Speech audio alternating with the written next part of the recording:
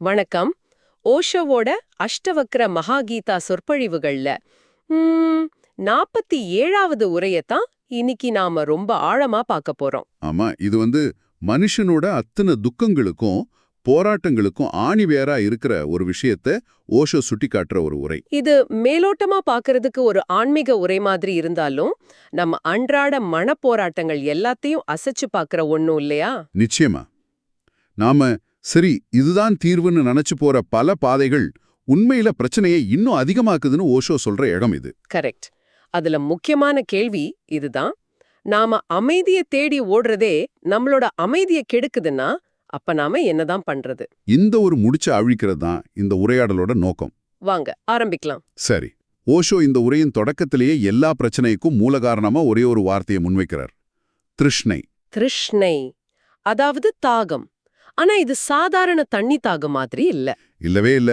இது ஏன் ஓஷோ சம்சாரம் என்கிற இந்த வாழ்க்கை மரத்தோட முதல் முழைன்னு அவ்வளோ அழுத்தமா சொல்றார்? ஏன்னா அவர் பார்வையில மனுஷனோட மொத்த கதையும் அந்த ஒரு வார்த்தையில அடங்கியிருக்கு. அதாவது, இப்போ இங்க இருக்கிற நிலைமை சரியில்லை, எனக்கு ஏதோ ஒண்ணு குறைவா இருக்கு. ஆ, அது எங்கேயோ எதிர்காலத்துல இருக்குன்னு நினைக்கிற அந்த உணர்வு. ஆமா, அந்த உணர்வு தான் நம்மள பணம், புகழ், அதிகாரம், ஏன் மோட்சம் வரைக்கும் ஓட வைக்குது. அதுதான் துக்கத்தோட தொடக்க புள்ளி. ஓ, அப்ப இது வெறும் ஆசை மட்டும் இல்ல, ஒரு விதமான மனதின் பற்றாக்குறை உணர்வு. அருமையா சொன்னீங்க.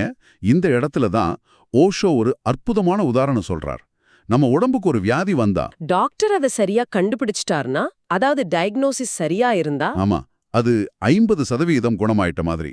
மீதி 50% மருந்துல இருக்கு. சரி, அதுக்கு பிறகு மாத்திரை, மருந்து, சிகிச்சைன்னு போகணும். ஆனா மனதோட நோய்களுக்கு டயக்னோசிஸ் மட்டுமே 100% குணம் என்கிறார் ஓஷோ. 100%? அது எப்படி? இதுதான் நாம ஆழமா கவனிக்க வேண்டிய இடம். ஏன்னா மனதோட நோய்கள் நிஜமானவே இல்ல. அது பாலைவனத்துல தெரியிற காணல் நீர் மாதிரி. தூரத்துல தண்ணி இருக்கிற மாதிரி ஒரு தோற்றம், ஒரு பிரம்மை. ஆமா, கிட்ட போய் பார்த்தா ஒண்ணுமே இருக்காது. அதாவது நம்ம துக்கத்துக்கு காரணம் திருஷ்ணை தானே முழுசா ஆழமா ஒருத்தர் உணர்ந்துட்டா அந்த நொடிய விடுதலை கிடைச்சிடும். மிகச்சரியா. அதுக்கு தனியா மருந்து தேவையில்ல, அந்த பிரம்மை உடைஞ்சிரும். ஆனா நாம என்ன பண்றோம்? அந்த காணல் நீரை தேடி இன்னும் வேகமா ஓடுறோம். ஆமா, அந்த மூல காரணமான திருஷ்ணையை கவனிக்காம அதனால வர அறிகுறிகளான கோபம், பொறாமை, சோகம்னு ஒவ்வொன்னு கூடயும் சண்டை போட்டுட்டு இருக்கோம். ஒரு நிமிஷம், நீங்க சொல்றத வச்சு பார்த்தா நிறைய பேர் அமைதி வேணும்னு உலகத்தை விட்டுட்டு சன்னியாசியா போறாங்களே, அதுவும் இந்த திருஷ்ணையோட ஒரு வடிவம் தானா? அவங்க தேடுறது மோக்ஷம், ஸ்வர்க்கம், சமாதி நிலை, இதுவும் ஒரு விதமான தாகம் தானே? இதுதான் இந்த உரையின் மிக முக்கியமான, சொல்லப்போனா கொஞ்சம் அதிர்ச்சிகரமான பகுதி. அப்படியா? ஓஷோ என்ன கேக்குறாருன்னா, உலகத்துல இருக்கிறவனும் ஆசையில ஓடுறான், சன்னியாசியும் மோட்சம்ங்கிற ஆசையில ஓடுறார். அப்போ ரெண்டு பேருக்கும் என்ன வித்தியாசம்? ஆமா, யார் நிம்மதியா இருப்பாங்கன்னு ஒரு கேள்வி வருதே. அதுக்கு ஓஷோ சொல்ற பதில் என்னன்னா, பல நேரங்கள்ல ஒரு சன்னியாசி தான் உலகத்துல இருக்கிறவனோட அதிக அமைதியின்மையோட, அதிக போராட்டத்தோட இருக்கிறார். எப்படி?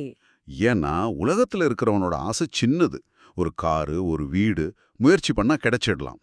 ஆனா சன்னியாசியோட தாகம் ரொம்ப பெருசு. கடவுள், பரம்பொருள், முடிவில்லாத ஆனந்தம். ஆமா, அது மட்டும் இல்ல, அவர் ஓடுவதாலேயே கிடைக்காத ஒன்னை இன்னும் வேகமா ஓடி அடைய முயற்சி பண்றார். ஓ, அமைதிங்கிறது நிக்கிறதுல இருக்கு, ஆனா அவர் இன்னும் வேகமா தியானம், தவம்னு ஓடுறாரு. அதனால அவரோட மன அலைகள் இன்னும் அதிகமா இருக்கலாம்னு சொல்றாரு. கரெக்ட். இத விளக்க ஓஷோ கொடுக்கிற ஏரி உவமை ரொம்ப ஆழமானது. நம்ம மனசு ஒரு பெரிய ஏரி மாதிரி. சரி. அதுல எண்ணங்கள் அலை அலையா வந்துகிட்டே இருக்கு. நாம ஒவ்வொரு எண்ணமா அடக்க முயற்சி பண்றது, அந்த ஏரியில வர்ற ஒவ்வொரு அலையையும் கையால புடிச்சு சமாதானப்படுத்த முயற்சி பண்ற மாதிரி. அது சாத்தியமே இல்ல. ஒரு அலைய அடக்கிறதுக்குள்ள 1000 புது அலை வந்துடும். ஆமா, ஓஷோ சொல்றார், நீங்க அலைகளோட சண்டை போடாதீங்க, அலைகளை உருவாக்குற அந்த கண்ணுக்கு தெரியாத காத்து. ஆமா, அந்த காத்து மேல கவனம் வைங்க. அந்த காத்து நிறுத்தினா அலைகள் தானா நின்னுடும். அந்த அதிருஷ்ய காத்து தான் திருஷ்ணை. ஓ, அப்போ நாம மூல காரணத்தை விட்டுட்டு அறிகுறிகளோட போராடிட்டு இருக்கோம். அவ்வளோதான். சரி, ஓடுறதுதான் பிரச்சனைன்னு புரிஞ்சிடுச்சு. அப்போ நிக்கிறது தான் தீர்வு. ஆனா சும்மா நிக்கிறது எப்படின்னு தெரியலையே. நல்லது செய்யணும், ஒழுங்கமா இருக்கணும்னு நம்ம ஒரு கட்டுப்பாட்டை உருவாக்க முயற்சிக்கும் போது அதுவே ஒரு புது ஓட்டமா மாறிடுதே. இது ஒரு பொறி மாதிரி இல்லையா? மிகச்சரியான கேள்வி. இங்கேதான் ஓஷோ அஷ்டவக்ரரின் சூத்திரத்தை வச்சு அந்த பொறியை உடைக்கிறார். அவர் சொல்றது ஒழுக்கமாக இருக்க முயற்சி பண்றதும் திருஷ்ணையின் இன்னொரு வடிவம்தான். உலகச் செயல்கள்ல ஈடுபடுறது ராகம்னா, அதாவது பற்றுனா, அது துறந்து ஓடுறது துவேஷம், அதாவது வெறுப்பு. ஆமா, ரெண்டுமே ஒண்ணுதான். ஓ, அப்போ பற்றும் வெறுப்பும் ஒண்ணுக்கொண்ணு எதிரானது இல்ல. ரெண்டுமே ஒரே நாணயத்தோட ரெண்டு பக்கங்கள் மாதிரி. மிகச்சரியா. ஒரு சம்சாரிக்கு பெண்கள் மேல பற்று இருக்கு. சந்நியாசியானதும் பெண்கள் மேல வெறுப்பு வருது. ஆனா அந்த பெண்கள் மேல இருந்த தொடர்பு துண்டிக்கப்படல. அது வெறுப்புங்கிற வடிவத்துல தொடர்ந்துட்டே இருக்கு. ஆமா, உண்மையான தீர்வு இந்த ரெண்டுக்கும் அப்பாற்பட்டிருக்கு. அது ஒழுக்கத்துல இல்ல, ஒரு குழந்தையோட முழுமைத்தன்மையில இருக்குங்கிறாரு ஓஷோ. ஒரு குழந்தையோட முழுமைத்தன்மையா? அது கொஞ்சம் விளக்க முடியுமா? ஒரு குழந்தை கோவப்பட்டா அந்த கணம் அது முழுமையான கோவமா இருக்கும். அதோட உடம்புல இருக்கிற ஒவ்வொரு செல்லும் கோவத்துல இருக்கும். அங்க நடிப்பில்ல. அடுத்த கணமே அடுத்த கணமே அது சிரிச்சா அது முழுமையான சிரிப்பு. பழைய கோவத்தோட நிழல் கூட அங்க இருக்காது. அதுக்கு நல்லது கெட்டது சரி தவறுன்னு பிரிச்சு பார்க்க தெரியாது. அது அந்தந்த கணத்துல முழுசா வாழுது. ஆமா, இந்த முழுமைத்தன்மையத்தான் ஓஷோ ஞானத்தோட அடையாளமா சொல்றார். இது கேட்கவே ரொம்ப வித்தியாசமா இருக்கு. இதுக்கு ஓஷோ சொல்ற சில கதைகள் நம்மள இன்னும் ஆழமா சிந்திக்க வைக்குது. ரமண மகர்ஷி பத்தின ஒரு கதை இருக்கே. ஆமா, ரமண மகரிஷி கிட்ட ஒரு பெரிய பண்டிதர் தர்க்கம் பண்ண வந்திருக்கார். அவரு விடாம பேசிட்டே இருந்திருக்கார். ரமணர் அமைதியா கேட்டுட்டு இருந்திருக்காரு. ஒரு கட்டத்துக்கு மேல அந்த பண்டிதர் நிறுத்தாதப்போ ரமணர் அமைதியா எழுந்து தன் கைத்தடியை எடுத்துட்டு அவரை துரத்த ஆரம்பிச்சிருக்கார். என்னது, ரமண மகரிஷி ஒருத்தரை தடி எடுத்து துரத்துனாரா? நம்பவே முடியலையே. இது கோபம் இல்லையா? ஓஷோ பார்வையில் இது கோபம் இல்லை. ஏன்னா அந்த பண்டிதர் ஓடிப்போன அடுத்த கணமே ரமணர் திரும்ப வந்து எதுவுமே நடக்காத மாதிரி அமைதியா உட்கார்ந்துட்டார். ஓ, கோபம்னா அதுக்கு பிறகு கொஞ்ச நேரத்துக்கு அதோட தாக்கம், ஒரு புகைச்சல் இருக்கணும். ஆனா இங்க அது இல்ல. அது அந்த சூழலுக்கான ஒரு இயல்பான பிரதிபலிப்பு. அந்த கணத்தோட உண்மைக்கு அவர் விசுவாசமா இருந்திருக்காரு, அவ்வளவுதான். கரெக்ட். இன்னொரு கதை கபீர் பத்தினது. அது இதை விட அதிர்ச்சியா இருக்குமே. கபீர் தம் மகனோட சேர்ந்து திருட போனார்னு சொல்றாங்களே. ஆமாம். இதை எப்படி நம்ம புரிஞ்சுக்கிறது? இது ஒழுக்கமின்மை இல்லையா? சமூகத்துக்கே தப்பான முன்னுதாரணம் ஆயிடாதா? நிச்சயமா அந்த கேள்வி எழும். கபீரோட மகன் கமால் வந்து சொல்றான், அப்பா வீட்ல சாப்பிட ஒண்ணுமில்ல, நாம வேணா திருட போகலாமான்னு கேக்குறான். அதுக்கு கபீர் இதை செய்யலாம். ஓஷோ அங்கேதான் ஒரு முக்கியமான வித்தியாசத்தை சுட்டிக்காட்டுறார். ஞானி என்பவர் சமூகத்தோட நல்லவர் கெட்டவருங்கிற வரையறைக்குள்ள வாழுறவர் இல்ல. அப்போ அவர் பரிபூர்ணமானவர், அதாவது பெர்ஃபெக்டானவர் இல்ல. அவர் முழுமையானவர், அதாவது ஹோலானவர். அவர் அந்தந்த கணத்தின் உண்மைக்கு விசுவாசமா இருக்கிறார். அந்த நேரத்தில் பசியோட இருந்த தன் மகனின் வார்த்தைகள்தான் அவருக்கு உண்மையா இருந்துச்சு.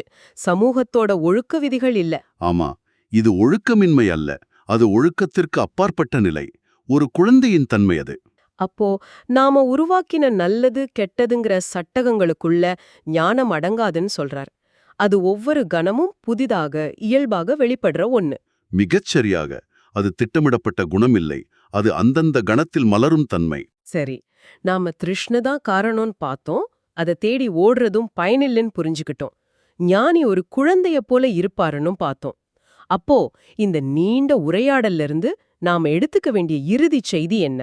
ஆமா, இந்த உரையின் கடைசி மற்றும் மிக சக்தி வாய்ந்த பகுதிக்கு வந்திருக்கோம். சொல்லுங்க. ஓஷோ கடைசியா சொல்ற ஒரு விஷயம் இதுவரைக்கும் நாம பேசின எல்லாத்தையுமே கேள்விக்குள்ளாக்குது. அவர் சொல்றார், பிரம்மா, விஷ்ணு, சிவன், ஏன் இந்த மூவருமே உங்க குருவா இருந்தாலும் சரி, அவங்க கிட்ட இருந்து நீங்க கத்துக்கிட்ட எல்லாத்தையும் மறக்கிற வரைக்கும் உங்களுக்கு உண்மையான அமைதி கிடைக்காது. கேட்கவே தலை சுத்துற மாதிரி ஒரு விஷயத்த சொல்றாரு. நாம குருவை தேடுறோம், வேதங்களை படிக்கிறோம், ஞானத்தை சேகரிக்கிறோம். ஆனா ஓஷோ எல்லாத்தையும் மறக்க சொல்றாரே, இது முரணா இல்லையா? முதல் பார்வையில முரணாத்தான் தெரியும். ஆனா அதோட ஆழம் என்னன்னா, உண்மையான குரு அல்லது உண்மையான வேதம் கடைசியில உங்களை அதுங்ககிட்ட இருந்தும் விடுவிக்கணும். ஒரு நல்ல ஆசிரியர் மாணவனை கடைசி வரைக்கும் தன்னை சார்ந்து இருக்க வைக்க மாட்டார். கரெக்ட். நான் சொல்லி கொடுத்ததையும் தாண்டி நீ யோசி அப்படின்னு சொல்லுவார். அது மாதிரி ஒரு உண்மையான குரு நான் சொன்னதையும் மறந்துடுன்னு சொல்லணும். ஏன்னா நோக்கம் வெளியிலிருந்து அறிவை சேகரிக்கிறது இல்ல, உள்ளே இருக்கிற அறிவை நாமளே கண்டறியறது. ஆமா, ஓஷோ சொல்றார், நாம எல்லாரும் தூங்குற மாதிரி நடிக்கிறோம், ஆனா உள்ளுக்குள்ள இருக்கிற நம்ம மையம், நம்ம பிரக்ஞை, அது எப்பவுமே விழிச்சுதான் இருக்கும். அது ஒருபோதும் தூங்குறதில்ல. ஆமா, வெளியிலிருந்து வர்ற எந்த வெளிச்சமும் அதுக்கு தேவையில்லை. அந்த உள்விளக்க நாம ஏத்தணும். அப்போ நம்ம படிச்ச தத்துவங்கள், கொள்கைகள், சாஸ்திரங்கள் எல்லாமே அந்த உள்விளக்க ஏற்றுறதுக்கு உதவுற கருவிகள் தானே தவிர அதுவே விளக்கில்ல. அருமையா சொன்னீங்க. ஒரு கட்டத்துல அந்த ஏணியை நம்ம விட்டுடணும். அப்பதான் நமக்குள்ள இருக்கிற அந்த நிசப்தமான வார்த்தைகள் இல்லாத உண்மை வெளிப்படும். அதுதான் உண்மையான விடுதலை. கத்துக்கிட்டத மறப்பதுதான் ஞானத்தோட உச்சம். ஆமாம். ரொம்ப ஆழமான உரையாடல். அப்போ நாம எங்க ஆரம்பிச்சோம், எங்க வந்து நிக்கிறோம்னு ஒரு முறை தொகுத்து பார்க்கலாம். முதலாவதா, நம்மளோட அத்தனை துக்கங்களுக்கும் காரணம் திருஷ்ணைங்கிற தீராத தாகம். அந்த பற்றாக்குறை உணர்வு தான். இரண்டாவதா, அந்த திருஷ்ணையோட உந்துதல்ல நாம அமைதியை தேடி ஓடுனா அது இன்னும் அதிகமான அமைதியின்மையத்தான் உருவாக்கும். ஆமா. ஏன்னா ஓடுறது தான் பிரச்சனை, நிக்கிறது தான் தீர்வு. மூன்றாவதா, உண்மையான ஞானம்ங்கிறது நல்லது கெட்டதுன்னு நாம வகுத்து வச்சிருக்கிற வரையறைகளுக்கு அப்பாற்பட்டது. அது ஒரு குழந்தையைப் போல அந்தந்த கணத்துல முழுமையா வாழ்றது. இறுதியா, உண்மையான விடுதலைங்கிறது எந்த குரு கிட்ட இருந்தோ எந்த புத்தகத்திலிருந்தோ வர்றதில்ல. அது நாம வெளியிலிருந்து கத்துக்கிட்ட எல்லாத்தையும் மறக்கும்போது நமக்கு உள்ளிருந்தே மலர்வது. நாம அமைதிங்கிறத அடைய வேண்டிய ஒரு பொருளா நினைக்கிறோம். ஆனா ஓஷோவோட பார்வைப்படி அமைதிங்கிறது நம்மளோட இயல்பு. ஆமா.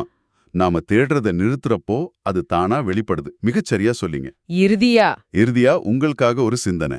ஓஷோ சொல்றார், மோக்ஷம்ங்கிறது நீங்க எதிர்காலத்துல அடைய வேண்டிய ஒரு இடம் இல்ல, அது இப்போதே இந்த கணத்திலே உங்க இயல்பா இருக்கு. ஆனந்த மழை நம்ம மேல பொழிஞ்சுகிட்டே தான் இருக்கு. ஆமா. அத மறைக்கிற ஒரே விஷயம் நீங்க பிடிச்சிட்டு இருக்கிற திருஷ்ணைங்கிற கொடை தான். அந்த தாகம், அந்த தேடல்ங்கிற கொடை உங்க மேல பட்டுக்கிட்டு இருக்கிற ஆனந்த மழையிலிருந்து உங்களை தடுத்துக்கிட்டே இருக்கு. ஒரு கணம் அந்த கொடையை இறக்கி வச்சா என்ன ஆகும் யோசிச்சு பாருங்க.